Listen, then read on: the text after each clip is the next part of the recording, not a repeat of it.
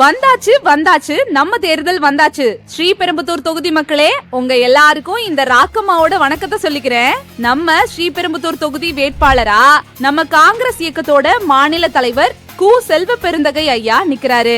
குரலற்றவர்களோட குரலா என்னைக்குமே இருந்திருக்காரு.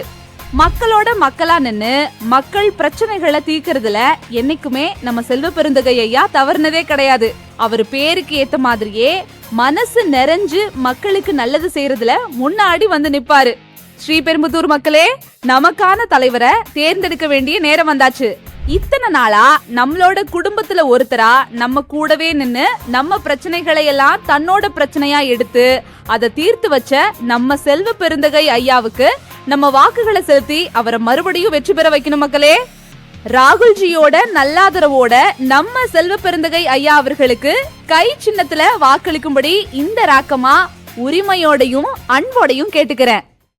காங்கிரஸ் என்றென்றும் தமிழ்நாட்டிற்காக கை சின்னத்தில் வாக்களியும்.